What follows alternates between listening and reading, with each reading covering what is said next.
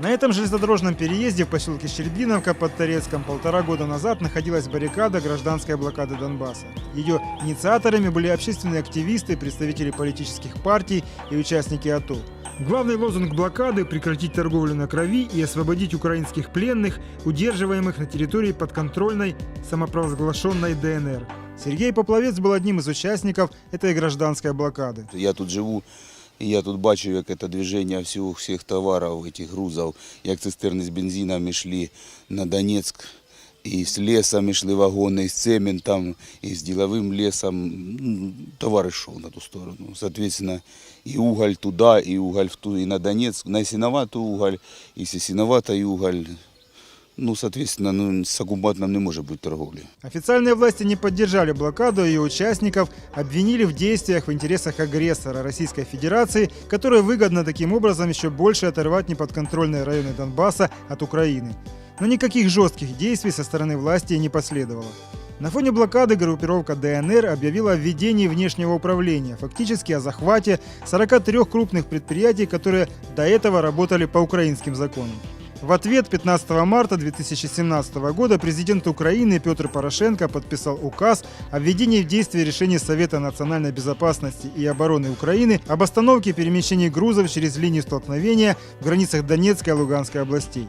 Спустя 1,5 года блокада продолжается. По блокированию железнодорожных путей полиция Донецкой области завела 4 уголовных дела. Чем закончилось расследование, в полиции до сих пор не отчитываются. По результатам первого года блокады президент Петр Порошенко написал собственную статью, в которой привел такие данные. Экономическая блокада Донбасса принесла около $2 миллиардов чистых потерь в торговом балансе. Тем не менее, позитивный тренд сохранить удалось. По информации Кабинета министров, промышленное производство в Украине по итогам 2017 года возобновила положительную динамику роста, что свидетельствует об окончательном преодолении негатива, вызванного блокадой Донбасса зимой 2017 года и потере некоторых угольных и металлургических активов. Она ударила в первую очередь по металлургическому комплексу, который единый во всей Украине, в том числе и на неподконтрольной территории, то есть одна часть цепочки была изъята из него, и, естественно, там огромные проблемы со сбытом товара, с поставкой сырья. Блокада привела к падению производства в Донецкой области. Это данные областного управления статистики. В 2017 году, по сравнению с предыдущим годом, производство готовых металлургических изделий в регионе сократилось на 7%. Падение продолжается до сих пор.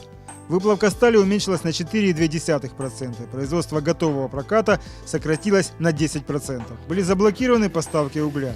Самый крупный металлургический холдинг Метинвест начал его закупку для комбината «Азовсталь» из России и США. По данным фискальной службы, в этом году доля импорта каменного угля антрацита из Российской Федерации достигла почти 62%. Эксперты говорят, это уголь, который добывают на неподконтрольных территориях. Только покупают украинские предприятия теперь его у страны-агрессора России. Это ненормальные отношения, потому что мы прекрасно понимаем, что, в общем-то, часть, так сказать, промышленного потенциала сегодня работает на, условно говоря, новых собственников или на тех, кто непосредственно контролирует эти территории. Понятно, что это разрывает, в общем-то, экономическую ткань Украины. Более значительного падения металлургам удалось избежать только за счет роста цен на металл. По оценке Национального банка, потери из-за блокады в 2017 году составили $1,8 миллиарда. В 2018 году $500 миллиарда.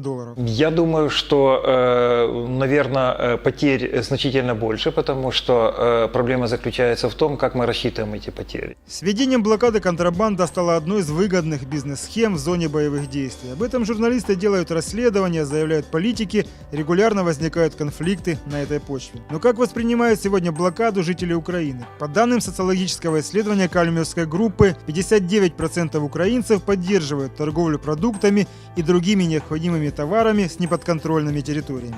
35% опрошенных считают это нецелесообразным. 51% опрошенных по Украине считают наиболее уместным форматом отношений с неподконтрольными территориями экономическую блокаду с сохранением выплаты пенсий, вода и электроснабжения. 35% опрошенных украинцев выступают за полную блокаду. В Донецкой области отношение к блокаде также неоднозначно, но сохранение связей между людьми играет важную роль. Если начнем их от себя разными законами отрывать, то рано или поздно они так от нас и отойдут.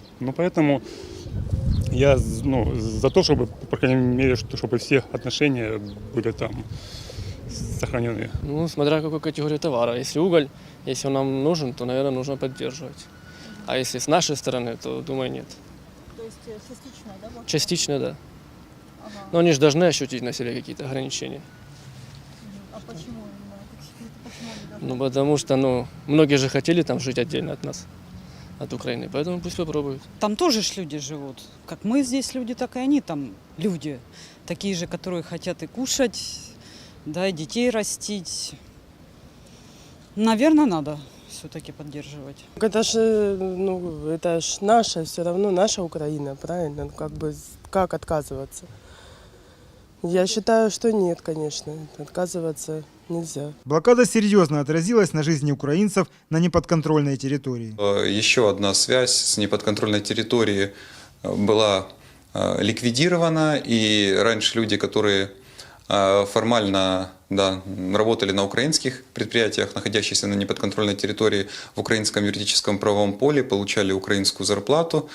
Они теперь не часть этого большого поля. Естественно, больше стало влияние Российской Федерации, в том числе экономического, на этой территории. Особенно блокада повлияла на средний и мелкий бизнес. Международный эксперт по разрешению конфликтов Наталья Мериманова провела собственное исследование о судьбе предпринимателей с неподконтрольной территории в формате интервью с теми, кто остались и кто выехал в Большую Украину. Они были вынуждены искать новые точки сбыта, связи и контакты. Подавляющее большинство предпринимателей работает на внутренний рынок, то есть это обеспечивает население, а население это те, кто получают какие-то социальные выплаты, пенсии или зарплаты. Собственно, и все. По мнению эксперта, конфликт на Донбассе можно сравнить с военными действиями в Приднестровье, но количество жертв и разрушений несопоставимы. Экономических конфликтов между Молдовой и Приднестровской Молдавской Республикой уже давно нет. Приднестровские компании регистрируются в Кишиневе и могут свободно экспортировать свою продукцию. На сегодняшний день нет рабочей модели экономических отношений между Украиной и неподконтрольной частью Донбасса.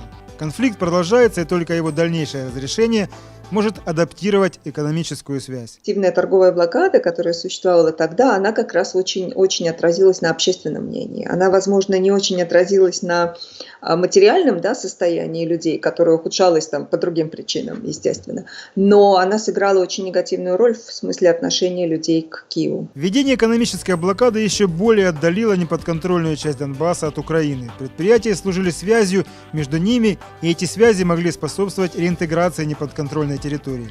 Многие жители неподконтрольных территорий восприняли ее как действие против них, а не против поддерживаемых Россией властей.